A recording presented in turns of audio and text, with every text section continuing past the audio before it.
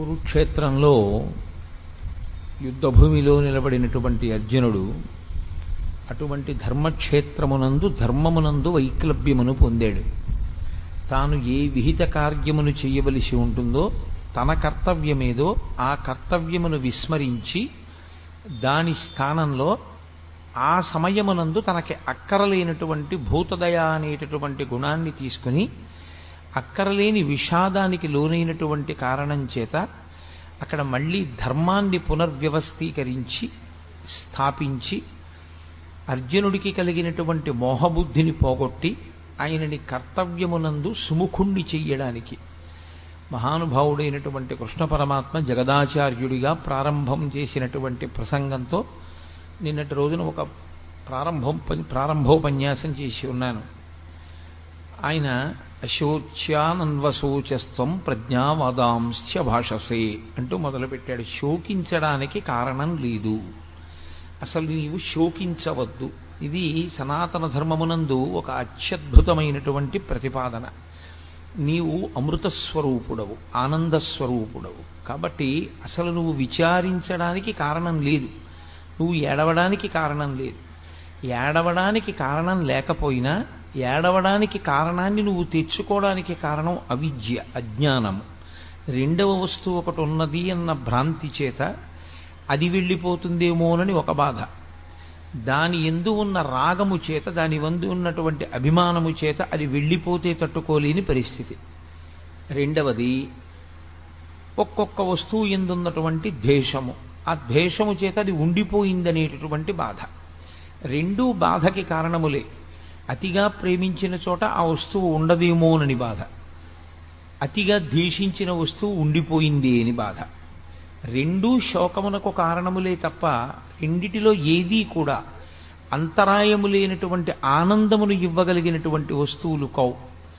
అందుకే అశోచ్యానన్వశోచస్త్వం ప్రజ్ఞావాదాంశ్చ భాషసే. శోకించవలసినటువంటి స్థితి, శోకించడానికి కారణము లేని చోట శోకమునకు కారణాన్ని వెతుక్కుని ఏడుస్తున్నావు నువ్వు అంటూ ఆయన ఒక అత్యద్భుతమైన మాట అంటారు అర్జునుడితోటి. నేను ఒక వరుసక్రమంలో ఏమీ ఆ శ్లోకాల్ని స్పృశించడం లేదు, నేను 7 రోజుల ప్రసంగం కాబట్టి ఒక విహంగ వీక్షణంగా మాట్లాడుతున్నాను. క్షుద్రం హృదయ దౌర్బల్యం త్యక్తోత్తిష్ట పరంతప అంటారు. పరంతప అని పిలిచారు. పరంతప అంటే శత్రువులను దునుమాడగలిగినటువంటి వాడా, శత్రువులను తపింప చేయగలిగినటువంటి వాడా, అంతటి సమర్థత కలిగినటువంటి వాడా. ఎంతమంది శత్రువుల్ని? అర్జునుడికి యుద్ధరంగంలో నిలబడేటటువంటి వాళ్ళు వ్యతిరేకంగా 3 లోకములే వచ్చి నిలబడిన, దేవతా సమూహములే వచ్చి నిలబడిన, దేవేంద్రుడే వచ్చి నిలబడిన ఆయన ముందు నిలబడలేరు. అటువంటి శక్తి పొందినవాడు పుట్టిన తరువాత కాదు, పుట్టక ముందు. పుట్టక ముందు ఈ శక్తి ఎలా వచ్చిందండి? శరీరం ఉంటే కదా శక్తి. అసలు శరీరం రాకముందు ఈ శక్తి ఎలా వచ్చింది అని మీకు అనుమానం రావచ్చు. మహాభారతం ఈ మధ్యనే కదా ఆదిపర్వం విన్నారు. పాండురాజు గారు సంవత్సరం పాటు తపస్సు చేశాడు ఇంద్రుణ్ణి ఉద్దేశించి. కుంతీదేవిని ఒక ఏడాది పాటు వ్రతములు చేయమన్నాడు. ఇంద్రతేజస్సుని భరించగలిగినటువంటి గర్భాన్ని పొంది ఉండడం కోసమని. తాను తపస్సు చేస్తే ఇంద్రుడు ప్రత్యక్షమయ్యాడు. ఏం కావాలని అడిగాడు. 3 లోకములను జయించగలిగినటువంటి వీరుడు నాకు కొడుకుగా కావాలి. ఇప్పుడు అసలు అర్జునుడు పుట్టనూ లేదు, అర్జునుడు పుట్టడానికి కావలసినటువంటి తేజస్సు కుంతీదేవి గర్భమునందు చేరలేదు, గర్భమునందు పిండము తయారు కావడము ప్రారంభము కాలేదు. కానీ పుట్టబోయేటటువంటి పిల్లవాడు ఎంత తేజోవంతుడై ఉండాలో మాత్రం నిర్ధారణ అయిపోయింది. ఇంద్రుడు వరం ఇచ్చాడు, నీ కొడుకు 3 లోకములను జయించగలడు. ఇక్కడ 3 లోకములను జయించగలడు అన్న మాటకు అర్థం రావణాసురుల్లాగా తన ప్రయోజనం కొరకు గెలిచేటటువంటి వాడు కాడు. అందుకే ఆ పరాక్రమం, ఆ శక్తి దుర్వినియోగం అయిపోయి సమాజమునకు కంటకము కాకూడదు. అందుకే ముందు ధర్మదేవతానుగ్రహంగా ధర్మరాజునికి అన్నాడు పాండురాజు. ధర్మదేవత వెనక నడిచేటటువంటి తేజస్సు, ధర్మమును అనుసరించవలసిన తేజస్సు. ధర్మరాజు గారు ఏం చేస్తున్నారో దాన్ని అనువర్తించవలసినటువంటి పరాక్రమం. ఆ ధర్మరాజు గారు యుద్ధం చెయ్యడానికి అనుమతి అడుగుతున్నారు భీష్మద్రోణాదులను కురుక్షేత్రంలో. ఆ ధర్మరాజు గారి తమ్ముడు ఆయన బాటలో వెళ్ళవలసినటువంటి వాడు అక్కరలేనటువంటి మెట్ట వేదాంతం అంతా తీసుకొచ్చాడు. పతంతి పితరో హ్యేషాం లుప్త పిండూదక క్రియా అంటున్నాడు. నేను యుద్ధం చెయ్యను, నేను వీళ్ళని చంపను, నాకు చంపడం ఇష్టం లేదు, ఈ నిత్తుటికూడు నాకు వద్దు, నాకు ఈ రాజ్యం వద్దు, నేనే దుర్యోధనుడి చేతిలో చనిపోతానంటున్నాడు. ఇటువంటి స్థితిలో ఆయన అంటున్నారు కృష్ణ పరమాత్మ, క్షుద్రం హృదయ దౌర్బల్యం. ఈ మాట అప్పుడు కాదు, కురుక్షేత్రంలో కాదు, ధర్మక్షేత్రంలో. ఈ మాట మానవాళి ఎంతకాలం ఉంటుందో, ఈ లోకములు ఎంతకాలం ఉంటాయో అంతకాలము ఈ మాట పనిచేస్తుంది. అందుకే భగవద్గీత యొక్క శక్తి అటువంటిది. క్షుద్రం హృదయ దౌర్బల్యం.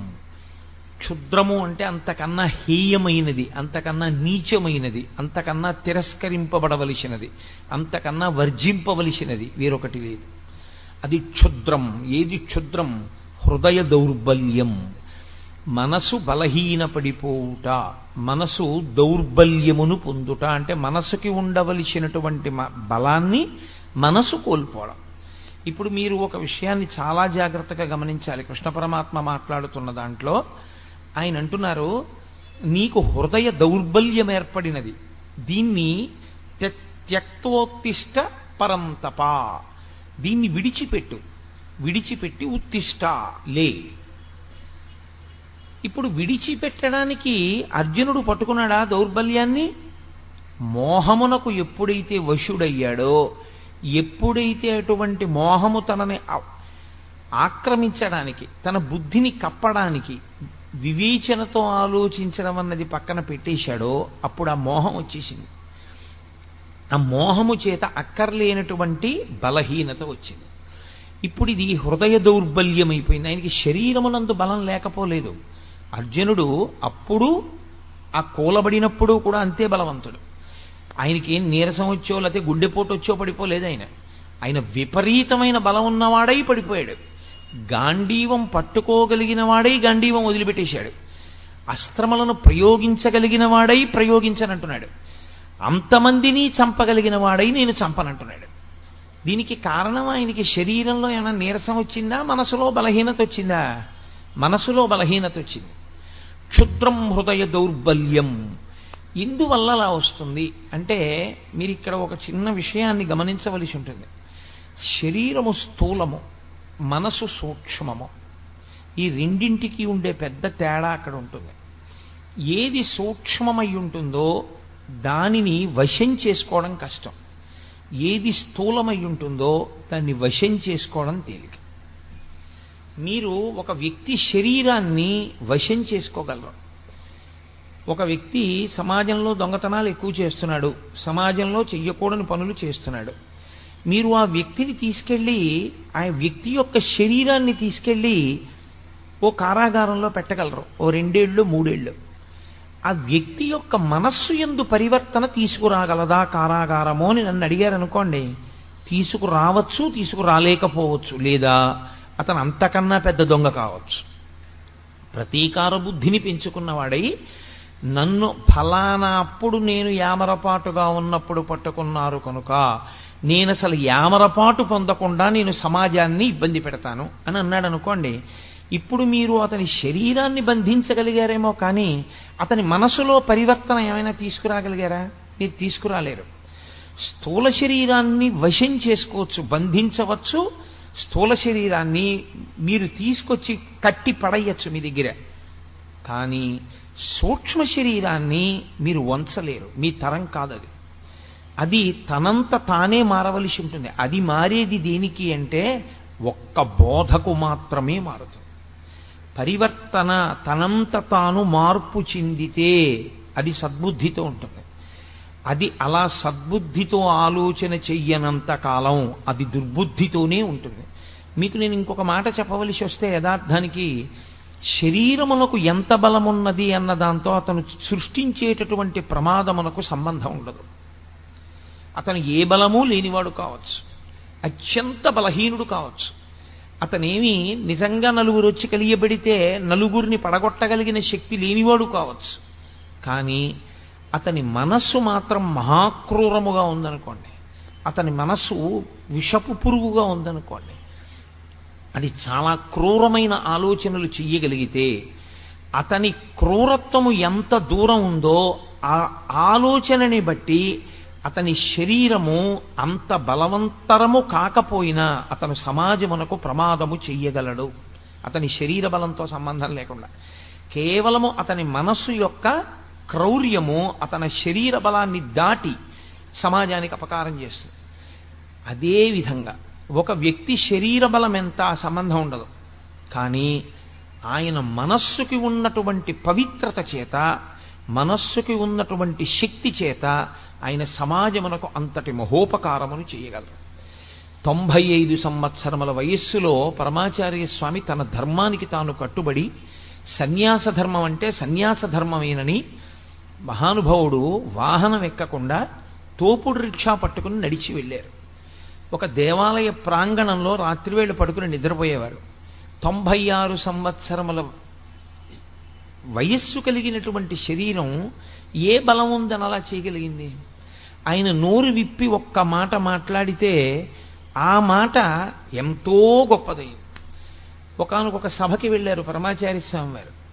వెళితే సభలో ఉన్న వాళ్ళు అన్నారు, మీరు మాకు నిరంతరం మంచి మాటలు చెప్తున్నారు, కానీ మేము పాపములను చెయ్యకుండా నిగ్రహించుకోలేకపోతున్నాం. మేము పాపం చేస్తున్నాం. మాకు తెలుసు మీరు చెప్తున్న బోధల వలన మాకేమర్థం అవుతోందంటే మేము చేస్తున్నటువంటి పాపములే మమ్మల్ని బాధపడుతున్నాయి, ప్రకృతి యందు దేవతానుగ్రహం లేని స్థితిని కల్పిస్తున్నాయి.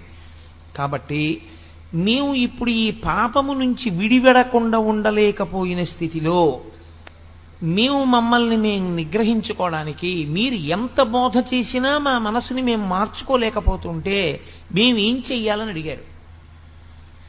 ఒక్కసారి చిరునవ్వు నవ్వి 1-2 నిమిషాలు ఆగి ఆయన అన్నారు, మీ అందరి కొరకు మీరు చేస్తున్నటువంటి పాపములకు ప్రాయశ్చిత్తంగా చెప్పవలసినటువంటి స్థానమునందు కూర్చుని నేను చెప్పినా మీరు వినలేకపోతున్నందుకు, మార్చుకోలేకపోతున్నామని నాకు చెప్పినందుకు, మారనటువంటి వాళ్ళకి చెప్పడమే కానీ మార్పు తేలేకపోయానన్న నా బాధ పోగొట్టుకోవడానికి వారం రోజుల్లో ఒక రోజు రాత్రి నుంచి నేను ఆహారాన్ని స్వీకరించకుండా ఉపవాసం ఉండిపోతానన్నాడు. ఆ మాటకి అప్పటి వరకు మేము మారలేకపోతున్నామన్న వాళ్ళు 195% మార్పు వచ్చింది. ఇది యథార్థంగా జరిగిన సంఘటన. పవిత్రమైన మనసు కలిగినటువంటి వ్యక్తి ఎంత బలహీనమైనటువంటి మనస్సున్నవాణ్ణి ఉద్ధరించి బలవత్తరం చేసి తేజోవంతుణ్ణి చేసి చక్కగా సమాజానికి పనికొచ్చేవాడిగా చెయ్యగలడు. ఆయన శారీరకంగా ఎంత బలంగా ఉన్నాడు అన్న దానితో సంబంధం ఏమి ఉండదు. ఆయన మనస్సు ఎంత పవిత్రం, ఆయన మనస్సు ఎంత శక్తివంతం, ఇది ప్రధానమై ఉంటుంది. అందుకే సూక్ష్మదేహము యొక్క శక్తి ముందు స్థూలదేహము నిలబడలేదు. సూక్ష్మదేహానికి ఉన్నటువంటి వేగం ముందు స్థూలదేహం నిలబడలేదు. స్థూలదేహానికి ఉండే వేగం చాలా చాలా తక్కువ. నేను ఇక్కడి నుంచి హైదరాబాద్ వెళ్ళాలి అని అనుకున్నాను అనుకోండి, కనీసం నేను 11 గంటల నుంచి 12 గంటలు ప్రయాణం చేస్తే తప్ప నా స్థూల శరీరం హైదరాబాద్ని చేరుకోలేదు. అదే నా సూక్ష్మ శరీరంతో నేను హైదరాబాద్ వెళ్ళాలి అని అనుకున్నాను అనుకోండి, మా అబ్బాయి ఇల్లు నాకు జ్ఞాపకానికి వచ్చింది అనుకోండి, ఒక్క క్షణంలో మా అబ్బాయి హాల్లో కబ్బోర్డ్లో పైగూట్లో కుడి చేతి పక్కన ఏ వస్తువు పెడతాడో నాకు కనపడుతుంది మనోనేత్రంలో. సూక్ష్మ శరీరానికి వేగం ఉంటుంది, స్థూల శరీరానికి అంత వేగం ఉండదు. అందుకే సూక్ష్మ శరీరం స్థూల శరీరాన్ని వశం చేసుకుని ఉంటుంది. ఇప్పుడు అన్ని శక్తులు దానివి. ఆ మనస్సు పవిత్రమై, ఆ మనస్సు ఎప్పుడూ పవిత్రమైన వస్తువుల్ని పట్టుకునేటట్టుగా తర్ఫీదిచ్చుకున్న జీవుడున్నాడే, వాడు కూడా దాని వలన తరించిపోతుంటాడు. స్థూలదేహంతో ఎంత చేస్తున్నాడన్నది కాదు, సూక్ష్మదేహంతో చేసినది ఏదుందో అది అపార శక్తివంతము. దీనికో లక్షణం ఉంది, ఇది విపరిణీయతే. దీనికి ఉన్న లక్షణం ఏమిటంటే శరీరముగా ఉంటుంది, దేహముగా ఉంటుంది. శరీరము అన్న పేరు చేత దీనికి శిథిలమవడమే దీని యొక్క లక్షణం. ఇది పెరుగుతోంది అంటే దీని సంధిబంధములు విడిపోతాయి, దీని యందు ప్రజ్వరుడు ప్రవేశిస్తాడు. ఇది నానాటికి నానాటికి మారిపోతుంది. నానాటికి నానాటికి మారిపోయి చిట్ట చివరికి ఏమవుతుందంటే ఇది దహింపబడుతుంది. దీన్ని తీసుకెళ్ళి కాల్చేస్తారు. కాబట్టి దీని చిట్ట చివర ఏం జరుగుతుంది అంటే, మీరు ఎంత గౌరవంగా శరీరాన్ని చూశారు, ఎంత ప్రేమగా చూశారు, ఆ శరీరం లోకంలో ఎన్ని గౌరవాలు పొందింది, ఎన్ని దండలు వేయించుకుంది, ఎంతమందితో నమస్కారాలు పెట్టించుకుంది, ఆయన మాట్లాడితే ఎన్ని వేల మంది విన్నారు, ఎన్ని నమస్కారాలు చేశారు, వీటితో ఏమీ సంబంధం ఉండదు. ఆ శరీరముతో ఉండగా ఆయన చేసుకున్న మంచి పనిది. కాబట్టి ఈశ్వర శాసనాన్ని ఆయన ఔదల దాల్చాడు. కానీ అది ఎంత గొప్ప శరీరమైనా కావచ్చు, ఎంతటి మహాత్ముడి శరీరమైనా కావచ్చు, తొట్టతొదకు మాత్రం కాలిపోవలసిందే, అథవా భూమి యందు కప్పి పెట్టబడవలసిందే తప్ప వేరొకలా శరీరంతో ఉండడం అన్నది మాత్రం సంభవం కాదు. అంతటి మహాత్ముడైన పరమాచార్య స్వామి వారైనా కూడా ఆయన శరీరం పంచభూతాల్లోకి వెళ్ళిపోవలసిందే. వివేకానందుడైనా వెళ్ళిపోవలసిందే, రామకృష్ణ పరమహంస అయినా వెళ్ళిపోవలసిందే. శరీరములు వెళ్ళిపోతాయి. కాబట్టి మనస్సు అది శక్తివంతమై ఉంటుంది. ఇది ఎంత జర్జరీభూతమైపోనివ్వండి, ఇది ఎంత వృద్ధాప్యమును పొందనివ్వండి, మనస్సు బలంగా ఉందనుకోండి, మనస్సు తేజోవంతంగా ఉందనుకోండి, మనస్సు పవిత్రంగా ఉందనుకోండి, అది మాట్లాడిన ఒక్క మాట లోకానికంతటికి ఉపనిషత్తు అయి కూర్చుంటుంది. అందుకే వేదాంతము అనుభవంలోకి రావాలి, వేదాంతము మనస్సుని పవిత్రం చేయడానికి పనికి రావాలి. అనుష్ఠానమునకు పనికిరాని ధర్మము తాను ఆచరించడానికి, తన మనసుకు పట్టించుకోవడానికి పనికిరాని వేదాంతము తనకు అక్కరకు వచ్చేవి కావు. శుష్క వేదాంతం అని లోకంలో ఓ మాట, తాను ప్రసంగించడానికి మాత్రమే పనికొచ్చే వేదాంతం తనని నిజ జీవితంలో ఉద్ధరించేది కాదు. నిజంగా మనసుని పట్టిన వేదాంతం ఏదో అదే నిజంగా మనిషిని తరింపజేస్తుంది. రామకృష్ణ పరమహంస ఒక మాట చెప్తుండేవారు. వెనకటికి ఒక ఆయన ఉపన్యాసాలు చెప్తుంటే ఆయన బావమరిది గారు వచ్చేట ఇంటికి, ఆయనతో పాటు ఉపన్యాసాలకు వెళ్ళి వినుస్తుండేవాడు. వచ్చి అక్కగారి దగ్గరికి వెళ్ళి, అక్క అక్క బావ ఎంత బాగా చెప్పారనుకుంటున్నావు, అబ్బో బావగారి మాటలు వింటుంటే ఇంకా పెళ్లి చేసుకోవాలనిపించట్లేదు, ఎంత గొప్పగా చెప్పారే అనేవాడు. రోజు భార్య అనేది భర్త దగ్గర, ఏమండి మీరు ఆ ఉపన్యాసాలకు వెళ్ళినప్పుడు వాడిని తీసుకెళ్తున్నారు, పిల్లవాడు వాడు వైరాగ్యం పొందుతున్నాడు, వాడేమో చిచి ఇంకా నాకు అక్కర్లేదక్క, నాకు అసలు ఇష్టం లేదు, ఇంకా జీవితం అంటే అసహ్యం పుట్టేసింది, బావగారి మాటలు విన్న తర్వాత ఇంకా పెళ్ళి ఏమిటి, జీవితం ఏమిటి, సంసారం ఏమిటి అనిపిస్తోంది అంటున్నాడు, వాడు ఏ సన్యాసుల్లోకి వెళ్ళిపోతాడో భయంగా ఉందండి అని.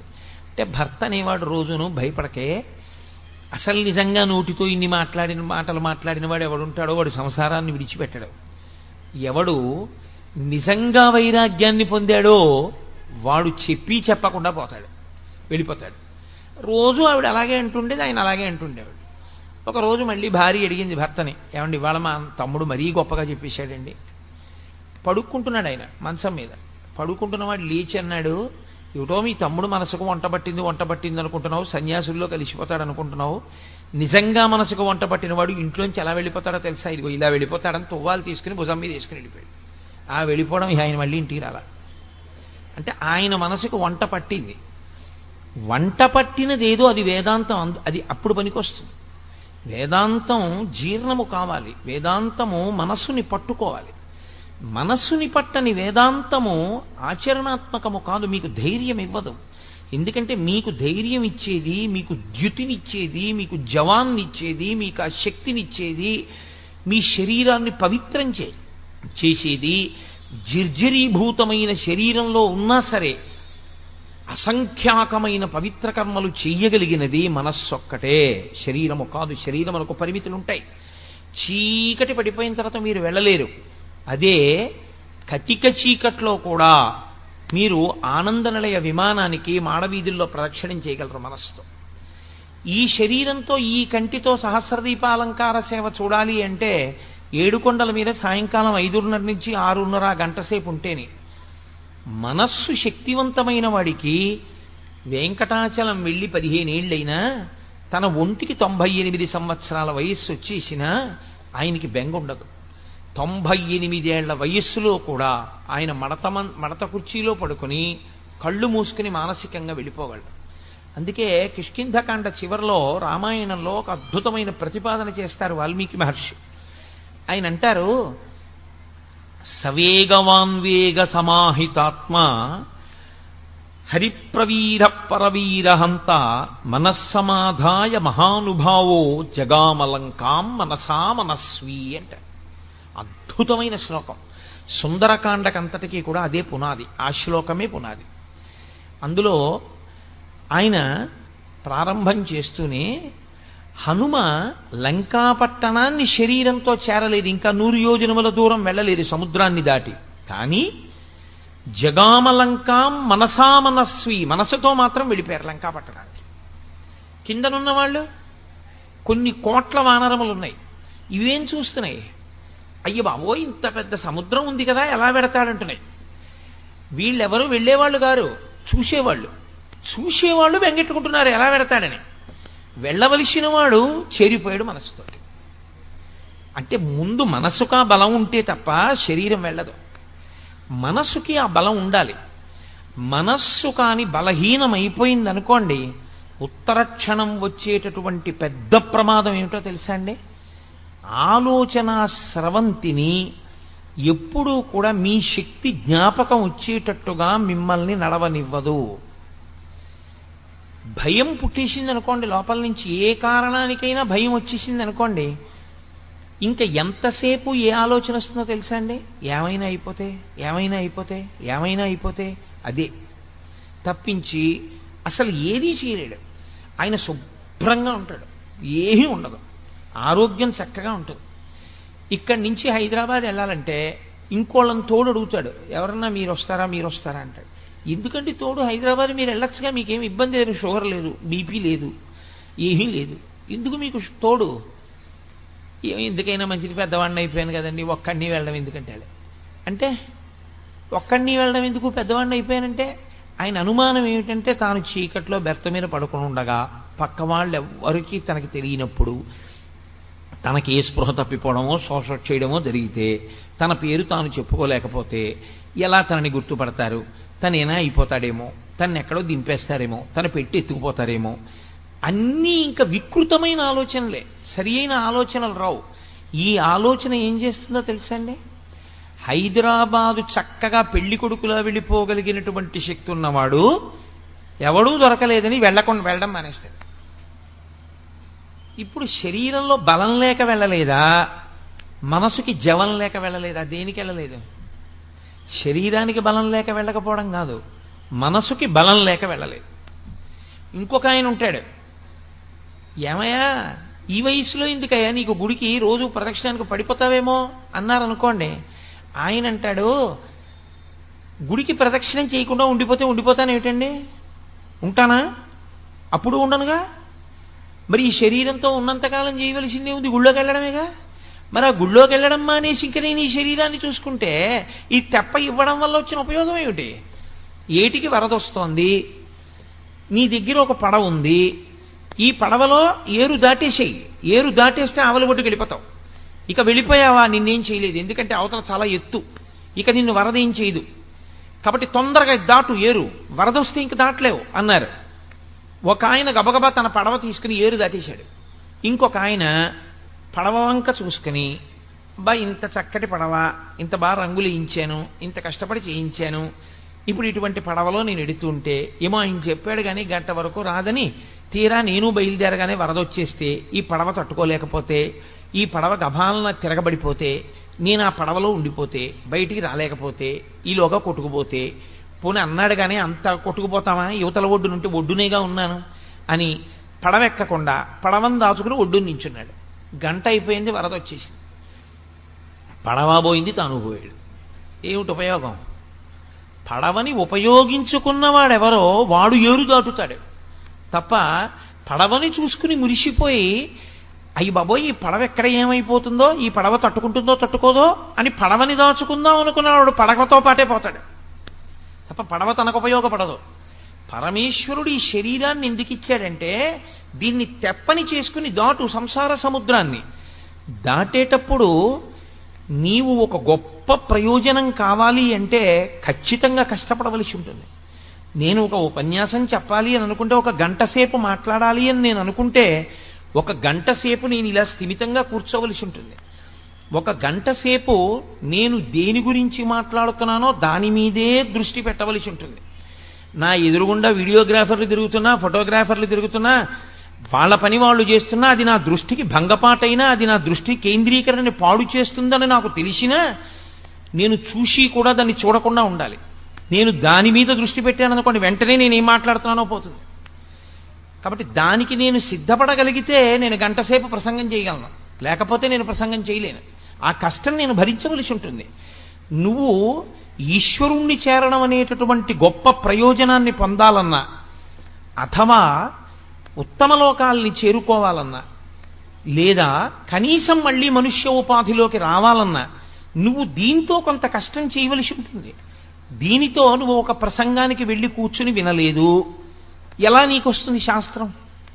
ఎక్కడి నుంచి వస్తుంది నీకు తెలియమంటే విషయం తెలియదు. నువ్వు పుస్తకం చదవవు, పుస్తకం ఇంట్లో ఉంది, పెద్దలు చదివించారు, చదువుకోగలవు. పుస్తకం తెచ్చుకోవు, పుస్తకం చదవవు, చదువుకుని అర్థం చేసుకునే ప్రయత్నం చెయ్యవు. మరి ఈ శరీరంతో నువ్వు ఎలా తరిస్తావు?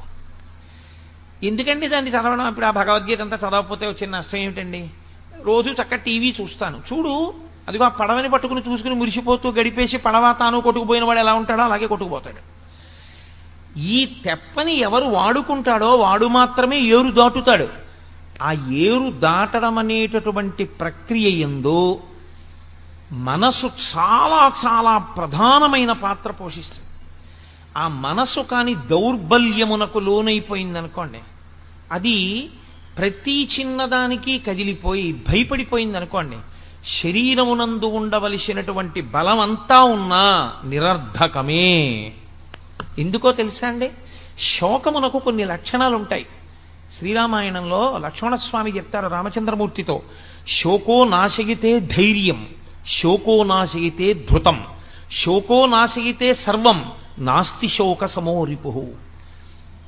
ప్రపంచంలో శోకమును మించిన శత్రువు లేడు. ఎందుచేతనంటే శత్రువు ఏం చేస్తుంటాడంటే ఎప్పుడూ వీడిని ఎలా పాడు చేద్దామని చూస్తాడు. శోకం ఏం చేస్తుందంటే ఎవరు శోకమును పొందారో వాణ్ణే పాడు చేసేస్తుంది. శోకమునకు వాడే శత్రువు. ఎవడు శోకమును పొందాడో వాడిని పాడు చేస్తుంది.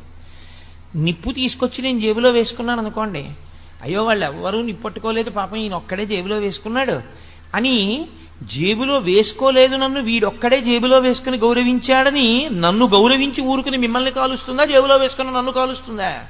నన్ను కాలుస్తుంది. అలా శోకము ఎవరి యందు ఉత్పన్నమైందో వాళ్ళనే పాడు చేసేస్తుంది శత్రువై. ఆ శోకము మొట్టమొదట చేసే పని ఏమిటి అంటే శోకో నాశయతే ధైర్యం. శోకము వలన ధైర్యం పోతుంది. ధైర్యము అంటే అది పెద్ద విషయం ఏముందండి, మనం చేయగలం అనలేడు. ఎన్ని వనరులు ఉండనివ్వండి, ఎన్ని సంభారములు దగ్గర ఉండనివ్వండి, ఎంత చెయ్యగలిగిన సమర్థత ఉండనివ్వండి, మొట్టమొదటే బెంగ. నాకు తెలిసిన ఆయన ఒక ఆయన ఉండేవాడు. ఆయన ఉండేది ఏలూరులో, వెళ్ళవలసింది తాడేపల్లిగూడెం. ఇంకా మర్నాడు వెళ్ళాలి తాడేపల్లిగూడెం.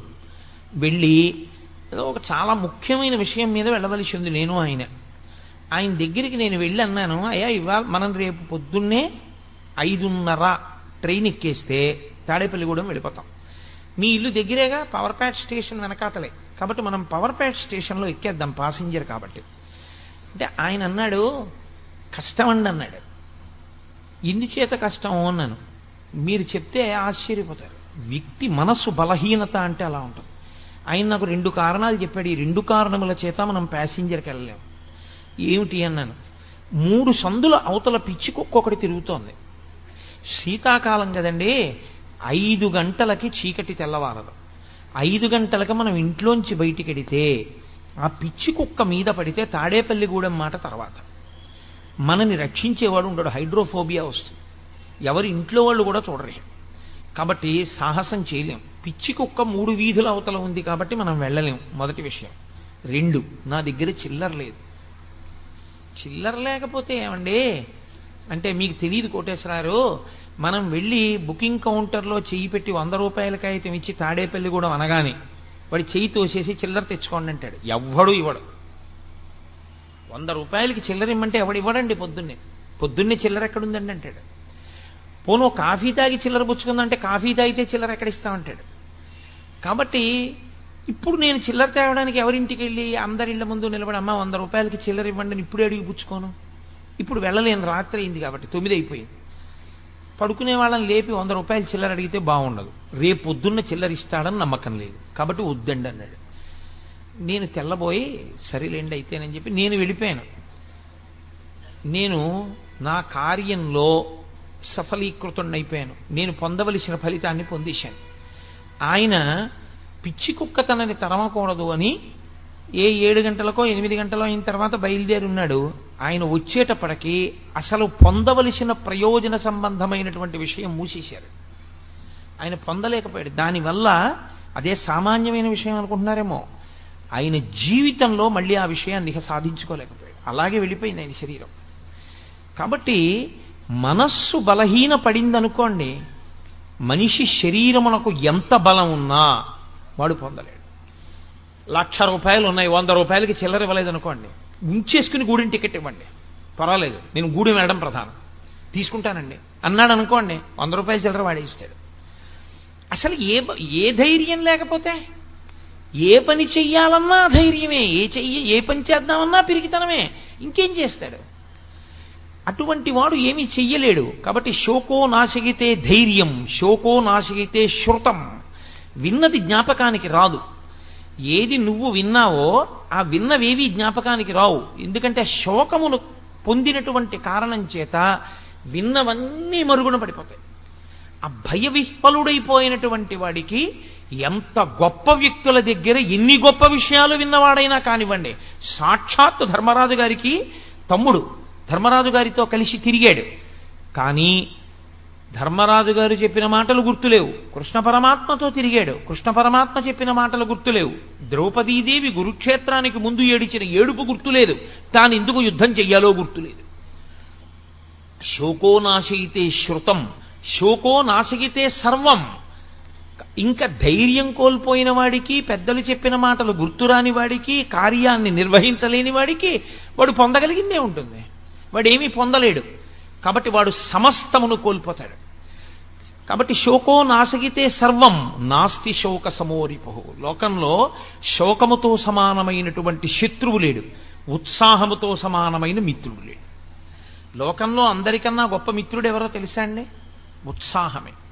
ఉత్సాహో బలవాన్నార్యా నాస్తుత్యాహత్పరం బలం సోత్సాహస్యాస్తి లోకేస్మిన్ నకించితపి దుర్లభం. అసలు ఉత్సాహం ఉన్నవాడికి దుర్లభం అన్న మాట లేదు. ఆ ఉత్సాహం ఉండి మనం ఎందుకు చెయ్యలేము, మనం చెయ్యగలం అనుకున్నాడు అనుకోండి, వాడు సాధించగలడు, వాడు ఆ ప్రయత్నం మీద పూనికతో నిలబడగలడు. అసలు ఆ ఉత్సాహమే లేనివాడు ఎన్ని సంభారములు ఉన్నా, ఎన్ని వనరులు ఉన్నా వాడు చెయ్యగలిగినటువంటి విషయం ఉండదు. కాబట్టి అది క్షుద్రం హృదయ దౌర్బల్యం. సిగ్గుగా లేదు నీకు ఈ మాట అనడానికి? కూలబడిపోతావా సిగ్గు లేకుండా? గాంధీవాన్ని విడిచిపెట్టావా? ఒళ్ళంతా చెమటలు పట్టాయా? భీరువు అయిపోయావా? భయపడిపోయానని చెప్తున్నావా? యుద్ధం చెయ్యనంటున్నావా? నీకు అసహ్యం పుట్టట్లా నీ మాటల మీద నీకు? కాబట్టి క్షుద్రం హృదయ దౌర్బల్యం త్యక్త్యోత్తిష్ట పరంతప, విడిచిపెట్టావు. చిత్రం ఏమిటో తెలుసా అండి? ఎవరు ఆ దౌర్బల్యాన్ని పొందారో వాడు విడిచిపెట్టాలి తప్ప పక్కవాడు విడిచిపెట్టని ఎన్ని మాటలు చెవిలో చెప్పినా వాడు విడిచిపెట్టనంతసేపు వాడి ధైర్యం మళ్ళీ వాడికి రాదు. ఇప్పుడు అర్జునుడికి మళ్ళీ ధైర్యం కలగడం అన్నది ఎక్కడుందంటే ఆ మోహం పోవాలి. ఆ మోహం పోయి మళ్ళీ తాను ఏది స్మృతిని పొందాలో అది స్మృతిలోకి వస్తే, తన కర్తవ్యం ఏదో తనకి గుర్తొస్తే, తన ధర్మం ఏదో తనకి జ్ఞాపకానికి వస్తే, తాను చెయ్యవలసిన పని చెయ్యడానికి తాను ఉద్యుక్తుడైతే తాను చేసేయగలడంతే. కాబట్టి నువ్వు ఉత్తర క్షణం ఆ క్షుద్రమైనటువంటి హృదయ దౌర్బల్యాన్ని విడిచిపెట్టేసి ఉత్తిష్ట, లేచి అర్జున ప్రారంభించు యుద్ధాన్ని. ఉత్తిష్ట అన్న మాటకు అర్థం ఇక్కడ కేవలం శరీరంతో లేవడం కాదు. ఉత్తిష్ట అన్న మాటకు అర్థం పూర్వం ఎలా నిలబడ్డావో అలా నిలబడు. ఈ యుద్ధానికి వచ్చే ముందు ఎంత సంతోషంగా వచ్చావో, ఇన్నాళ్లకి నా పగ తీరుతోంది, ఇన్నాళ్లకి దుష్టబుద్ధి కలిగినటువంటి కౌరవుల్ని మట్టు పెడుతున్నాను, నా కర్తవ్యం నేను నిర్వహిస్తున్నాను, క్షత్రియుడనై పుట్టినందుకు దుష్టుల్ని సంహరించి ధర్మాన్ని నిలబెడుతున్నాను అని ఏ పూనికతో వచ్చావో ఆ పూనికను నువ్వు పొందు. ఆ పూనికను నువ్వు పొందావు అనడానికి గుర్తేమిటో తెలుసా? మళ్ళీ నువ్వు గాంధీవం పట్టుకు లేచి నిలబడాలి. పడిపోయిన అర్జునుణ్ణి లేవదీయడానికి 18 అధ్యాయాలు చెప్పాల్సి వచ్చిందండి. పడిపోవడం చాలా తేలిక జీవితంలో, పైకి లేవడం అంత తేలిక కాదు. మళ్ళీ పైకి లేవాలంటే, మానసికంగా బలహీన పడిపోయిన వాడు లేవాలి అంటే కృష్ణ పరమాత్మ లాంటి ఆచార్యుడు దొరకాలి. మళ్ళీ అంతటి సద్బోధ దొరకాలి. తన ధర్మం తనకి తెలియాలి. తెలిసి లేచి నిలబడి మళ్ళీ గాంధీవాన్ని పట్టుకోవాలి. అందుకే మనందరం కూడా ఆ ధర్మక్షేత్రంలో ఉన్న వాళ్ళమే. అర్జునుడు మిష అంతే. మనందరం కూడా ధర్మక్షేత్రంలో ఇలాగే దిక్కు తెలియక పడిపోయి ఉన్నాం. మనం ఏం చెయ్యాలో మనకి తెలియదు, మన ధర్మం ఏమిటో మనకి తెలియదు, మనం ఎలా ప్రవర్తించాలో మనకి తెలియదు, మనం ఈశ్వరుణ్ణి ఎలా ఆరాధించాలో మనకి తెలియదు, సభలోకి వస్తే ఎలా కూర్చోవాలో మనకి తెలియదు, ఎదురు కుర్చీ మీద కాళ్ళు పెట్టి పెద్దల ముందు కూర్చోవచ్చో కూర్చోకూడదో కూడా మనకి తెలియదు. తెలియని స్థితిలో సభలో పడిపోయి ఉన్నటువంటి వాళ్ళని ఉద్ధరించడానికి భగవద్గీత వస్తుంది. కాబట్టి ప్రతి చిన్న విషయాన్ని స్పృశించడానికే భగవద్గీత. నీ ధర్మాన్ని నువ్వు తెలుసుకోగలిగితే, నీ ధర్మమునందు నువ్వు నిలబడగలిగితే అదే నీ కర్తవ్యం. నేను ఈ సభకు వచ్చినప్పుడు మా ఆఫీస్ నుంచి వచ్చినట్టు ప్యాంటు చొక్కాతో రావచ్చు. ప్యాంటు చొక్కాతో వచ్చి కూర్చున్నా నేను భగవద్గీత చెప్పగలను. కానీ నేను ఎందుకు రాలేదు? నాకో ధర్మం ఉంది, నాకో కర్తవ్యం ఉంది. నేను ఇక్కడ భగవద్గీత మాట్లాడేటప్పుడు నేను ఒక వైదికమైన దుస్తులతో రావాలి. ఒక గోరు చుట్టు కోసే డాక్టరు ప్యాంటు చొక్కా వేసుకుని బూట్లు వేసుకుని ఉన్న గోరు చుట్టు కొయ్యగలడు. కానీ ఆకుపచ్చటి సూటు వేసుకుని వేసుకొచ్చిన ప్యాంటు చొక్కా బయట వదిలేసి పర్సు, సెల్ ఫోను, వాచి, ఉంగరాలు కూడా తీసేసి కాంపౌండర్కి ఇచ్చేసి ఆపరేషన్ థియేటర్లోకి ఎందుకు వెళ్తున్నాడు? కర్తవ్యతా నిష్ఠ, ఒక మర్యాద. సన్యసించిన వ్యక్తి నేను సర్వసంగ పరిత్యాగిని అని కాషాయం ఎందుకు కట్టుకుంటున్నాడు? ఇంకా తాను పట్టుకోవలసింది ఏమీ లేదు అని గుర్తు. నేను అన్నీ విడిచిపెట్టేశానని గుర్తు ఏమిటంటే ఆయన పట్టుకున్న కాషాయం. ఒక్కొక్కటి ఒక్కొక్క దాన్ని సంకేతిస్తుంది.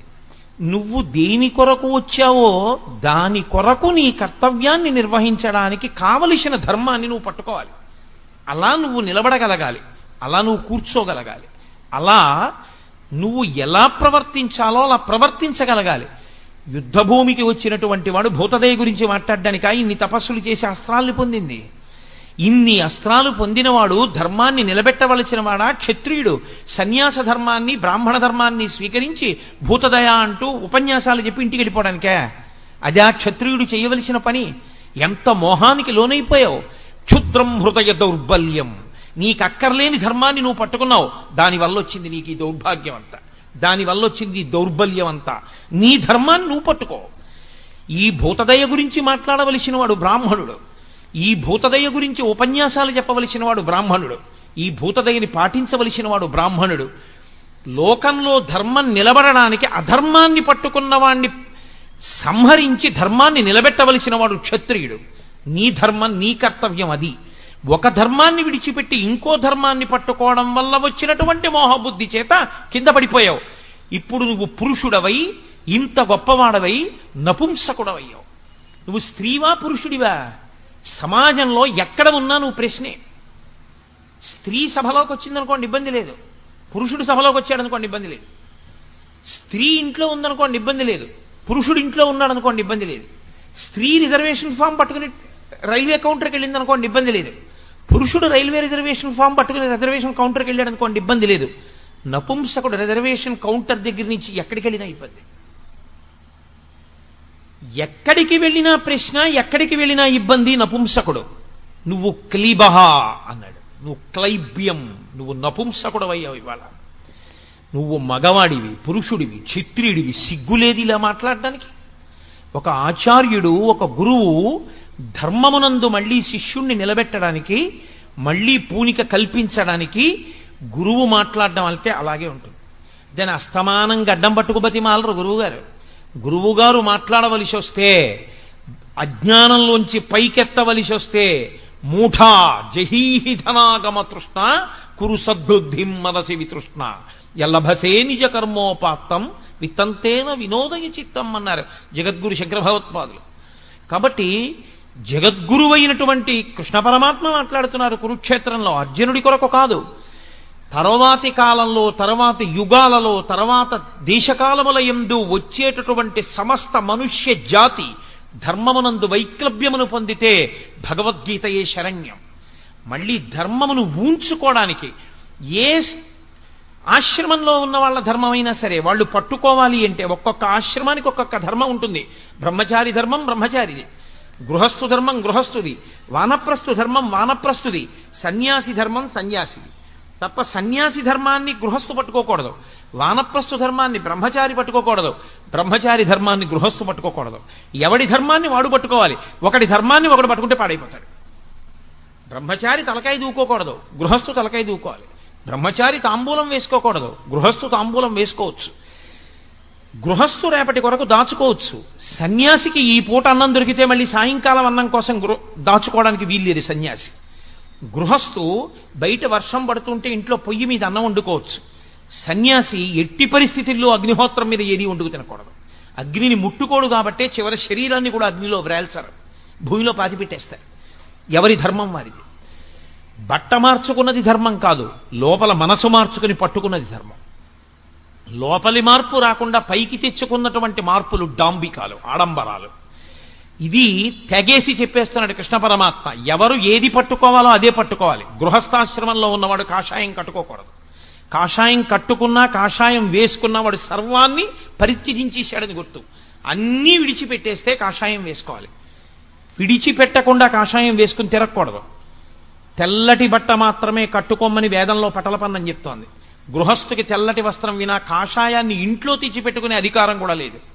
ఒక్క సన్యాసికి మాత్రమే నిర్దేశింపబడిన రంగు కాషాయం. ధర్మం ధర్మమే, నేను చెప్తే ధర్మం కాదు, వేదం చెప్తే ధర్మం. వేదం ఏం చెప్పిందో అది ధర్మం. అది కాదని మీరు ప్రవర్తిస్తే మీరు వేదాన్ని తిరస్కరించిన వారు అవుతారు, ధర్మమునందు మీరు వైక్లభ్యమును పొందిన వారు అవుతారు. తప్పించి నాకు ఇది బాగుందండి నువ్వు చేయడానికి వీల్లేదు, నీకు ఏది వేదం చెప్పిందో అది మాత్రమే నువ్వు చేయవలసి ఉంటుంది. ఆ వేదం చెప్పిన దాన్ని ధైర్యంగా చెప్పిన వాడెవడో వాడే గురువు. గురువుకున్న ఒకే ఒక ఆస్తి ధైర్యం. తప్ప తానే భయపడిపోయిన వాడు ధర్మాన్ని చెప్పడానికి ఏం పనికొస్తాడు? కాబట్టి నిర్భయంగా చెప్పగలిగిన వాడే గురువు. కాబట్టి జగద్గురువు అయినటువంటి కృష్ణ పరమాత్మకు భయం ఎక్కడుంటుంది? ఆయన నిర్భయస్తుడు. కాబట్టే మహానుభావుడై నువ్వు అటువంటి నపుంసకత్వాన్ని పొందకు. పురుషుడివి పురుషుడిగా నిలబడు. ఏ పని చెయ్యాలో ఆ పని చేయడానికి సిద్ధపడు. యుద్ధాన్ని చేయవయా? ఏమిటిది? చంపేస్తానంటున్నావే. నేను చంపేస్తే వాళ్ళందరూ చచ్చిపోతున్నారంటున్నావు కదా. నేను నీకొక్క మాట చెప్పేస్తాను, బాగా జ్ఞాపకం పెట్టుకో. అప్పుడు కాదండి, అప్పటి నుంచి ఎప్పటికీ ఇది చెప్పినంత మాత్రాన నాకు మొహం పోయిందనుకుంటున్నారా? నాకు బాగా పట్టుకుని ఉన్నదే మొహం. అది పోవడానికే నేను చేసుకునే ప్రయత్నం. దేహినోస్మిన్ యథా దేహే కౌమారం యవ్వనం జరా తథా దేహాంతర ప్రాప్తి దేహిస్తత్యనుముచ్యతే ధీరస్తత్రనుముచ్యతే. నాయన బాగా విను అర్జున. లోకంలో దేహినోస్మిన్ యథా దేహే, దేహి అని ఒకడు ఉంటాడు, దేహము అని ఒకటి ఉంటుంది. ఇప్పుడు నా శరీరం ఉంది, నా శరీరము ఈ వస్త్రాన్ని కట్టుకుంది. ఈ వస్త్రము నేను కాదు. అజ్ఞానము చేత నేనేమంటూ ఉంటానంటే ఇది చూపించి ఇది నేనంటూ ఉంటాను. కానీ యథార్థమునకు ఇది కూడా నేను కాదు. దీని లోపల ఉన్నాను నేను, అసలు నేను లోపల ఉన్నాను. ఆ నేనన్నది ఏదుందో అదే అందరూ ఇలా చూపించినప్పుడు అంటారు. ఇలా చూపించినప్పుడు అందరూ చెయ్యిటి తిరిగితే అనేది నేను ఇక్కడ కూర్చుని నేను అన్నప్పుడు ఇలా చూపిస్తాను. మీరు ఎవరు నేనన్నా అలా తప్ప ఇంకోలా అనడానికి ఉండదు. అందరూ ఏమంటారంటే నేనన్నప్పుడు ఇలాగే చూపించుకుంటారు. నువ్వన్నప్పుడు నీకు నేను ఇలా అన్నారు, నేను మిమ్మల్ని చూపిస్తే నేనన్న ఇలా చూపించి నువ్వు అంటాను. అక్కడుంది అజ్ఞానం. మరి అందులో ఉన్న నేను ఇందులో ఉన్న నేను ఒకటే. అందులో ఉన్న నేను కాకలుంది, ఇందులో ఉన్న నేను కాకలుంది. అందులో ఉన్న నేనుకి దాహం ఉంది, ఇందులో ఉన్న నేనుకి దాహం ఉంది. ఇందులో ఉన్న నేనుకి బడలికుంది, అందులో ఉన్న నేనుకి బడలికుంది. అందులో ఉన్న నేనుకి వృద్ధాప్యం ఉంది, ఇందులో ఉన్నటువంటి నేనుకి వృద్ధాప్యం అంటే పై శరీరానికి ఉంది. లోపల ఉన్నటువంటి నేను మాత్రం ఎప్పుడు అలా సాక్షిగా ఉంటోంది. ఇవన్నింటినీ శరీరం పొందుతుంటే ఆ లోపల ఉన్న నేను దీనికి ఆకలేస్తోందని అందులోనూ తిని తృప్తి పొందుతోంది. ఇక్కడ లోపల ఉన్న నేను దీనికి ఆకలేస్తోందని ఇందులో ఏదైనా వేస్తే తృప్తి పొందుతోంది. ఇందులో ఉన్న నేను ఎలా తృప్తి పొందుతుందో ఆకలేసినప్పుడు అందులో ఉన్న నేను కూడా అలాగే తృప్తి పొందుతుంది. కాబట్టి నేను అన్నప్పుడు నాలో ఏదుందో అదే అందులోనూ ఉంది తప్ప ఇంకోటి లేదు. ఉన్నది ఆ పదార్థమే. ఆ పదార్థమే నేనన్నప్పుడుంది, ఆ పదార్థమే నువ్వన్నప్పుడుంది. కానీ అజ్ఞానమంతా ఎక్కడొచ్చేస్తోందంటే మధ్యలోకి నువ్వన్నప్పుడు వేరైపోతావు. వాడు ఏమైపోయినా పర్వాలేదు, నేను బాగుంటే బాగుండంటున్నాడు.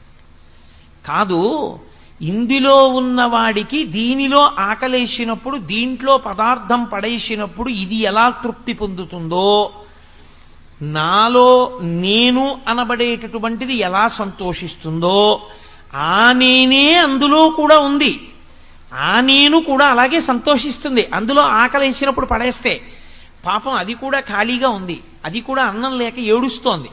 అందులో కూడా ఇంత పడేస్తే అందులో నేను సంతోషిస్తుంది, ఇందులో నేను సంతోషిస్తుంది. ఆ నేనుకి ఈ నేనుకి తేడా లేదుగా, ఒకటే నేను. కాబట్టి ఉన్నది ఆ నేనే, సమస్తమంతా ఆ నేనే ఉన్నాను. బట్టలు మారే అంతే. బట్టలు ఏవి కట్టుకుంటే ఏమిటంటే లోపలి నేను ఒక్కటే ఉన్నది. కాబట్టి దేహినోస్మిన్ యథా దేహే, దేహి లోపల ఉన్నవాడు ఈ దేహమును తొడుక్కుంటున్నాడు. తొడుక్కున్నది దేహమైంది. ఎందుకని? ఇది ఉండేది కాదు, దాని పేరే దేహము. దేహము అంటే కాలిపోతుంది. దహింపబడేదేదో దానికి దేహమని పేరు. ఏ దేహమైనా కానివ్వండి, నేను తొడుక్కున్న ప్రతి దేహము కాలిపోవలసిందే. ఎన్ని దేహములను మీరు లోకంలో చూస్తున్నారో అన్ని దేహములు చిట్ట చివరికి కాల్చబడతాయి. నేను తొడుక్కున్న ఈ దేహమైనా, మీ అందరూ తొడుక్కున్న దేహములైనా, కొంతమంది ముందు కొంతమంది వెనక, అంతే తేడా తప్ప అన్ని శరీరములు అన్ని దేహములు కాలిపోవలసిందే. కానీ అర్జున, వచ్చిన పెద్ద సమస్య అంతా ఎక్కడుందో తెలుసా? మూడింటిలో అనుభవాన్ని పొందుతున్నాడు మనిషి. కౌమారం, యవ్వనం, జరా. మనిషి బాల్యమునందుంటాడు. అంతకు ముందు అవస్థ అసలు జ్ఞాపకంలో ఉండదు. బాల్యం నుంచి జ్ఞాపకం ఉంటుంది. సాధారణంగా లోకంలో 3 సంవత్సరముల వయస్సు వచ్చే లోపల తన పరిస్థితి తనకి జ్ఞాపకం ఉండదు. నాకు 3 ఏళ్ల వయస్సుకి ముందు నేను ఎలా ఉండేవాడిని అని నేను ఆలోచించాను అనుకోండి, బుర్ర బద్దలు కొట్టుకున్న జ్ఞాపకానికి రాదు. కానీ అప్పుడు నేనుంది. కానీ తర్వాత బాల్యం వచ్చింది ఈ శరీరానికి. ఈ శరీరం బాల్యంలో ఉన్నప్పుడు సాయంకాలం అయితే ఇలా ఉపన్యాసాలు ఏం చెప్పేది కాదు. ఇది సాయంకాలం అయ్యేటప్పటికీ ఎవరో 2 వ్యక్తుల్ని వెతుక్కుని ఆ ఇద్దరితో పంటలు వేసుకుని ఆ ఇద్దరూ పరిగెడితే వాళ్ళని ముట్టుకునేది, ఆడుకుంటూ ఉండేది, వాళ్ళ వెనక తిరుగుతూ ఉండేది. లేకపోతే ఏదో పుస్తకం చదువుకోవడం. అమ్మ చద్దన్నం పెడితే చక్కగా పొద్దున్నే చద్దన్నం తినేయడం, అమ్మ పడుకోమంటే పడుకోవడం, మేస్టార్ కొడితే చేయి పట్టడం, మేస్టార్ చదువుకోమంటే చదువుకోవడం. బాల్యంలో ఈ శరీరం ఉన్నప్పుడు నేను బాలుడను, నేను విద్యార్థిని, నేను చదువుకుంటున్నాను, నేను ఇంకా చిన్న వయస్సు, నాకు 8 ఏళ్ళు, నాకు 10 ఏళ్ళు, నేను పురుషుడను, నేను బాలుడను, నేను ఫలానా వారి కొడుకుని తెలుసుకుంది. ఇదే దేహం మారిపోయింది, వెనక్కి వెళ్ళదు. మీరు బాగా గుర్తుపట్టాలి. నేను ఇవన్నీ అంగీకరిస్తోంది. ఇవి అంగీకరించడంలో నేనుకు అభ్యంతరం లేదు. నేను అంటే లోపల ఉన్న సాక్షి. నేను తెలుసుకుంటున్నాను. నేను యవ్వనంలో ఉన్నాను. ఒకప్పుడు నాకు 25 ఏళ్ళో 26 ఏళ్ళో ఉన్నప్పుడు మా అమ్మగారు నాకు పెళ్లి చేస్తానంటే, అవును నేను యవ్వనంలో ఉన్నాను, పెళ్లి చేసుకోవాలి, అంగీకరించాను. అనురూపమైనటువంటి ఒక స్త్రీ కొరకు అన్వేషణ చేశాను, ఆమెని నా భార్యగా అంగీకరించాను. ఇప్పుడు యవ్వనంలో ఉండి నాకు మంచి ఒంట్లో ఓపికంది అని ఎవరో పెద్ద ఆయన నిచ్చెనెక్కబోతుంటే, మీరేం ఎక్కుతారని నిచ్చిన బలేవారే, మీరు కింద ఉండండి, గబుక్కుని కాలు జారిందంటే ఇబ్బంది అని నేను ఎక్కాను. ఆయన నన్ను అనలేదు. ఏమయ్యా మరి నీ కాలు జారితే అనలేదు ఆయన. ఎందుకో తెలుసా? కాలు జారి కింద పడ్డా నాకేమవుతుంది ఇంకా, ఎందుకంటే యవ్వనంలో ఉన్నాను, బలం ఉంది కాబట్టి నేను ఎక్కగలను నిచ్చెన. ఆయన కూడా ఊరుకున్నాడు. నాకు బలం ఉన్నది, నేను ఉపవాసం చేస్తే ఇబ్బంది రాలేదు. తెల్లవారుజామున 3 గంటలకు పూజకు కూర్చుని మధ్యాహ్నం 11 గంటలకు పూజలోంచి పైకి లేచినా అంతసేపు వాసం పెట్టేసుకున్న వాడిని వేసుకున్నట్టే కూర్చుండిపోయినా నాకు వచ్చిన అభ్యంతరం ఏమీ లేదు. నేను యవ్వనంలో ఉన్నాను, తెలుసుకుంది నేను తెలుసుకున్నానప్పుడు కూడా నేను అంటే ఈ శరీరము యవ్వనములో ఉన్నది. దాటాను యవ్వనాన్ని. నాకు మనవలు పుట్టే వయసు వచ్చింది, నాకు మనవరాలో మనవడో పుడితే బాగుండు, నేను తాతనవుతున్నాను, నేను తాత కాబోతున్నాను, నాకు 50 ఏళ్లు దాటిపోయాయి, ఇంకొక 9 ఏళ్లు దాటిపోతే నాకు షష్ఠి పూర్తి అయిపోతుంది, నేను పుట్టిన సంవత్సరాన్ని నేను చూసేస్తాను, నా జుట్టు తెల్లబడిపోతోంది, నా చర్మం పూర్వం ఎంత గట్టిగా ఇలా ముడత లేకుండా ఉండేదో ఇప్పుడు అలా ఉండట్లేదు, నా చర్మం ముడతలు పడడం ప్రారంభం చేసింది, నేను పూర్వం ఏది తిన్నా జీర్ణం అయ్యేది, ఇప్పుడు ఈ శరీరం అలా జీర్ణం చెయ్యలేకపోతోంది, నేను పూర్వం ఎక్కువ తిన్నా నిద్రపోయి లేస్తే మళ్ళీ ఆకలేసేది, ఇప్పుడు ఈ శరీరంలోకి బాగుంది కదా అని పదార్థం ఎక్కువ పారేస్తే 2వ రోజు డాక్టర్ గారు అపాయింట్మెంట్ తీసుకోవలసి వస్తోంది, ఈ శరీరం మార్పు చెందుతోంది, ఇది వార్ధక్యంలోకి వెడుతోంది, ఇప్పుడు ఈ శరీరాన్ని, ఈ కళ్ళని కళ్ళజోడు తీసేసి అక్కడ పెట్టేసి చదువుకో అని పుస్తకం ఇస్తే చదవలేదు, ఈ కళ్ళు చూడలేవు, దీనికి కళ్ళజోడు ఎప్పుడూ ఉండాలి, కళ్ళజోడు ఇలా పెట్టుకుంటేనే చూడగలదు. అందుకని ఆఖరికి నేను రైల్వే అప్పర్ బెర్త్ మీద పడుకున్నా పక్కన ఓ చిన్న పాకెట్ లాంటిది ఉండాలి, కళ్ళజోడు మాత్రం దానికి తగల్చుకుని పడుకోవాలి. పరుసు అవి దాచుకోవచ్చు, కళ్ళజోడు దాచుకోవడానికి లేదు, దానికి తగల్చుకుని ఉండాలి. ఆఖరికి నేను మెడలో వేసుకున్న రుద్రాక్షలు తీసి తలగడా కింద పెట్టుకుని బెర్త్ మీద పడుకున్నవి స్టేషన్ వచ్చేసిందన్న కంగారులోనైనా లేచి మర్చిపోయి దిగిపోతానేమో, కానీ కళ్ళజోడు మాత్రం మర్చిపోను, శరీరంలో అంతర్భాగం అయిపోయింది అది. ఎందుకని? ఆ కళ్ళజోడు లేకపోతే అసలు ఏమీ కనపడదు. కాబట్టి ఇప్పుడు కళ్ళజోడు లేకుండా నా శరీరము ఏమీ చూడలేదు, నా కళ్ళు చూడలేవు. పూర్వం ఇలా వింటే అలా వినపడేది, ఇప్పుడు ఎందుకో వినికిడి శక్తి తగ్గుతోంది. కాబట్టి ఈ శరీరమునందు మార్పు వచ్చేస్తోంది, ఇది వార్ధక్యమును పొందేస్తోంది, ఇది లొంగిపోతోంది, సంధిబంధములు విడుతున్నాయి. ఇక్కడ వరకు అంగీకరిస్తున్నాం. ఎలా అంగీకరిస్తున్నాం? లోపల ఉన్నటువంటి నేను ఏది ఉన్నదో అది మార్పు లేకుండా ఉంటుంది. అది మార్పు లేకపోతే కదండి మారేదాన్ని గ్రహించడం. అదే మారిపోయింది అనుకోండి, ఇంక అదేం గ్రహిస్తుంది? వెళ్ళిపోతున్నటువంటి రైలుని, ఆ రైలు యొక్క వేగాన్ని ఎప్పుడు తెలుసుకోగలం? నిలబడిన రైల్లో మనం కూర్చుంటే. మనం వెడుతున్న రైలు వేగంగా వెళ్ళిపోతుంటే, అవతల రైలు వేగంగా వెళ్ళిపోతే ఆ రైలే అంత వేగంగా వెళ్ళింది అనుకుంటాం. ఆ రైలు కాదంత వేగంగా వెళ్ళింది, మనము అంత వేగంగా వెళ్ళిపోతున్నాం, అది అంత వేగంగా వెళ్ళింది. ఈ వేగం ఆ వేగం కలిపి అది తొందరగా వెళ్ళిపోయినట్టు అనిపిస్తుంది, మనము అంత తొందరగా ముందుకు వెళ్ళిపోయాం కాబట్టి. అది భ్రాంతి. అలా కాకుండా ఏది మారదో అది మాత్రం లోపల ఉంది, నేను ఉండి దీని మార్పులన్నిటినీ తెలుసుకుంటోంది. మీ స్టేటస్ ఏమిటని అడిగారు అనుకోండి, చైల్డ్ అని రాసింది ఒకప్పుడు, చెప్పింది లోపల నుంచి ఐఎమ్ స్టిల్ ఎ చైల్డ్, నేను ఇంకా పిల్లాడిని, కాబట్టి చైల్డ్ అని రాయి అంది. ప్యాంటు వేసుకోకూడదు, నిక్కరు వేసుకో అని చెప్పింది, నిక్కరు వేసుకున్నాను. హాఫ్ టికెట్ అడుగు, హాఫ్ టికెట్ అడిగాను. నేను రైల్లో కూర్చుంటే సీటు కావాలనుకుందనుకోండి, ఒక తల్లి వచ్చి బాబు నా ఒళ్ళో కూర్చుందో కానీ దానా అన్న అని చెప్పి ఆవిడ కూర్చుని నన్ను ఆ తల్లి తన ఒళ్ళో కూర్చోపెట్టుకుంది, తన బిడ్డని ఎలా కూర్చోబెట్టుకుందో అలా కూర్చోపెట్టుకుంది. నాకు 18 ఏళ్లు దాటాయి, నేను యవ్వనంలో ఉన్నాను. ఇప్పుడు నా ధర్మం ఎలా మారిపోయింది? ఇప్పుడు నేను యవ్వనంలో ఉన్నాను, ఫుల్ టికెట్ ఇమ్మని అడుగుతాను. నేను చిన్నపిల్లాడప్పుడు నేను ఇలాగే ఎవరో ఒక ఆవిడ కూర్చోబెట్టుకుంటే ఒళ్ళో కూర్చున్నానండి అంటానా? అనను. అమ్మ మీరు కూర్చోండి, నాకు ఒంట్లో ఓపిక ఉంది, పర్వాలేదు తల్లి మీరు కూర్చోండి, నేను నించుంటాను, నిలబడగలనమ్మా, నాకు ఓపిక ఉందమ్మా అంటాను. అప్పుడు ఆ శక్తి ఉంది. ఇప్పుడు నేను బాబు ఎక్కువసేపు నిలబడలేనాయా, మోకాలు నొప్పి ఉంది, నాన్న చిన్నవాడివి కదా, నువ్వు నిలబడి నాకు కొంచెం చోటు ఇవ్వగలవా అని బ్రతిమాలుకుంటాను. ఎందుకని? ఇప్పుడు నేను వృద్ధుడనైపోయాను, తెలుసుకుంటోంది. ఏమయ్యో వయసు ఎంత వేస్తావో, సీనియర్ సిటిజన్ నాకు టికెట్ కన్సెషన్ ఉందంటుంది. అంటే నేను సీనియర్ సిటిజన్ అయిపోయాను, వృద్ధుడిని అయిపోయాను. తెలుసుకుంటోంది. తెలుసుకుంటున్నదేదో దానికి మార్పు లేదు, ఏది తెలియబడుతోందో దానికి మార్పు ఉంది. మీరు కొంచెం జాగ్రత్తగా గమనిస్తే మీ అసలు నేను మీకు దొరికిపోతుంది. దీనికి ఇక్కడ నొప్పెడుతోందనుకోండి, ఏమిటో ఇక్కడ నొప్పెడుతోందండి అంటాడు. నొప్పి దేనికొచ్చిందో ఆ నొప్పిని తెలుసుకుంటున్న దానికి నొప్పి లేదు, అందుకే దీనికి నొప్పెడుతోందని తెలుసుకుంటోంది. ఈ కన్ను నేను కాదు, అందుకే ఈ కంట్లో కుంకుడు పులుసు పడితే ఈ కన్ను చూడలేకపోతోందని చూస్తోంది. అది చూడలేని దాన్ని చూస్తోంది కన్ను, లోపల ఉన్న నేను తప్ప. కన్నే నేననుకోండి, కన్ను చూడలేకపోతే ఇక కన్ను చూడలేకపోతోందని నేను ఎక్కడ చూస్తాను? కన్ను చూడలేకపోతోందని చూస్తున్నవాణ్ణి నేను, ఈ శరీరమునకు నిప్పి పెడుతోందని తెలుసుకుంటున్నవాణ్ణి నేను, ఈ శరీరము బాల్యమునందున్నది అని తెలుసుకున్నవాడను నేను, ఈ శరీరము యవ్వనములోకి వెళ్ళింది అని తెలుసుకున్నవాడను నేను. మార్పు లేదు. బాల్యమునందు మార్పు లేదా, నేను అలాగే ఉంది. యవ్వనంలోకి శరీరం వచ్చింది, నేను ఎందు మార్పు లేదు, శరీరం మారింది. శరీరము వార్ధక్యంలోకి వెళ్ళింది, నేను ఎందు మార్పు లేదు, ఇది వార్ధక్యంలోకి వెళ్ళిందని తెలుస్తుంది. నీకు తెలియందొక్కటే ఉంది, అందుకనే భయపడుతున్నావు అన్నారు కృష్ణ పరమాత్మ. ఏది నీకు తెలియదో తెలుసా? ఇది పడిపోతుంది.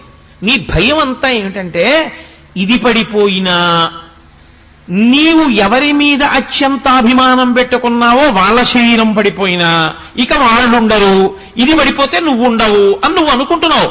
బాల్యంలో ఉన్న నీ శరీరం యవ్వనంలోకి ఎడితే లోపల ఉన్న నేను లేకుండా పోయిందా? ఉందిగా. యవ్వనంలో ఉన్న నీ శరీరం వార్ధక్యాన్ని పొందితే లోపల ఉన్న నేను లేకుండా పోయిందా? ఉందిగా. వార్ధక్యంలో ఉన్న శరీరం పడిపోతే లోపల ఉన్న నేను లేకుండా పోతుందని ఎందుకు అనుకుంటున్నావు? ఉంటుంది. మరి ఉంటే అప్పుడు దానికి శరీరం తదా దేహాంతర ప్రాప్తి, మళ్ళీ ఇంకో శరీరాన్ని పొందుతుంది. అలా ఎందుకు పొందడం? ఇందులోనే ఎందుకు ఉండిపోకూడదు అంటే దానికి ఒక లక్షణం ఉంది. బాగా జీర్ణమైపోయినటువంటి దానిలో తాను ఉండదు. ఇది ఆ జీవుడికి ఉన్న లక్షణం అండి. అందుకే ఇల్లు కప్పంతా కన్నాలు పడిపోయింది అనుకోండి, పాడు పడిపోయింది అనుకోండి ఇల్లు, అబ్బాయి ఇందులో ఉండలేమండి అని వెళ్ళిపోతాడు. పెంకులన్నీ రాలిపోయి అంతా కన్నాలు పడిపోయి వర్షం పడిపోయి సూర్యకిరణాలు పడిపోతున్నాయి అనుకోండి, ఇల్లు పాడైపోయిందండి, శిథిల గృహం అయిపోయింది, ఇందులో నేను ఉండనని ఆ ఇంట్లోంచి బయటికి వెళ్ళిపోతాడు. ఏదో 4 గోడలు ఉన్నాయి కదండి, ఓ 4 దొంగలు ఉన్నాయిగా, అందులో ఉంటారంటాడా? అనడు. సూర్యుడు చంద్రుడు ఇద్దరు కిరణముల లోపల పడితే తానుండకుండా బయటికి వెళ్ళిపోతున్నాడు. వాన ఎండ లోపలికి వస్తే నేను ఉండనంటున్నాడు. ఇది కూడా జీర్ణమైపోయి జర్జరీభూతమైపోతే ఇక తాను తినలేక, ఇక తాను త్రాగలేక, తను తిన్నది తనకి జీర్ణము కాక, తను తిన్నది నేనుగా మారక, మీరు చాలా జాగ్రత్తగా గుర్తుపెట్టుకోవాలి ఆ మాట. నేను నీళ్లు తాగితే తాగిన నీళ్లు నేనైపోతాయి. నేను అన్నం తింటే నేను తిన్న అన్నం నేనుగా మారిపోతుంది. నేను ఏది చదువుకున్నానో అది నేనుగా మారిపోతుంది. వార్ధక్యమునంత ఏమైపోతుందో తెలుసా అండి? వీటన్నింటినీ కూడా స్థూల శరీరం తిరస్కరిస్తుంది. తాను ఇంతకుముందు ఏది తెలుసుకుందో దాన్ని స్ఫురణలోకి తేదు. ఇప్పుడు నేను ఇలా ప్రసంగం చేస్తున్నాను, ఇంకో 30 ఏళ్ల తర్వాత ఈశ్వరుడు నాకు ఆయుర్దాయం ఇస్తే నేను వచ్చి ఇలా కూర్చున్నాను అనుకోండి, నేను ఇంత క్రమంలో ఉపన్యాసం చెప్పగలనని నమ్మకం ఏమి ఉండదు. ఆ స్ఫురణ ఉండదు, ఆ జ్ఞాపక శక్తి ఉండదు, క్షీణించిపోతుంది. అప్పుడు ఇలా తాళం చెవులు తీసి ఇలా పక్కనెట్టాను అనుకోండి, తాళాలు ఎక్కడెట్టాను అని వెతుక్కుంటాడు. మనవడు వచ్చి అంటాడు, తాతగారు తాళాలు అక్కడే ఉన్నాయి కదా తాతగారు అంటాడు. పరాకు వచ్చేసిందిరా అంటే తాళం వేశాననుకుంటాడు, వెళ్ళిపోతాడు. తాతగారు తాళం వేయలేదంటారు. చూసావా ఎంత ఇబ్బంది వచ్చిందో, పరాకు ఎక్కడో పెట్టేశానరా అంటాడు. పరాకు వచ్చేస్తోందని బెంగోటు వచ్చేస్తుంది, అదో భయం వచ్చేస్తుంది. కాబట్టి జీర్ణమైపోతుంటే శరీరం, అందులో ఇక జీవుడు ఉండడు. దేహము కాలిపోవడానికి యోగ్యతని పొందేస్తోందనుకోండి, తాను ముందే ఖాళీ చేసేస్తాడు. ఇది మీకు అందుకే ఈ జీవలక్షణమే పక్షి దగ్గర ప్రారంభం అవుతుంది. అందుకే సంసారంలో ఉపాధి మనుష్య ఉపాధికి దగ్గరగా ఉంటుంది పక్షి. అందుకే గూడు కట్టుకోవడం, గూడు పాడైపోతే ఎగిరిపోవడం, ఇవన్నీ చేస్తూ ఉంటుంది. మనం చూడండి, ఇల్లు శిథిలమైపోయింది అనుకోండి, ఇక కాపరం ఉండం, విడిచిపెట్టి వెళ్ళిపోతాం. అలాగే అర్జున, ఈ శరీరము జీర్ణమైపోయినా, ఈ శరీరము జీర్ణము కాకపోయినా, ఇక వాసయోగ్యము కాకుండా పోయినా, వాసయోగ్యము కాకుండా ఎప్పుడు పోతుందో తెలుసండి? ఇల్లంతా ఉంది, చక్కగా ఉంది, తుఫానుకి కప్పు ఒక్కటి ఎగిరిపోయింది, ఉంటారా? ఉండరు, వెళ్ళిపోతారు ఇంట్లోంచి. ఇల్లంతా ఉంది, పైకప్పులో నల్లత్రాచు దూరింది పెంకుటింట్లో, ఆ ఇంట్లో మీరు పడుకుంటారా? పగయగల్గెనేని పామున్న ఇంటిలో ఉన్న ఎట్లగాక ఎట్టులుండు అంటారు నన్నయ్య గారు భారతంలో. ఇంకా ఇంట్లో మీరు కాపురం చేయరు, మీరు నిద్రపోగానే పాము ఎక్కడి నుంచి దూకుతుందో తెలియదు.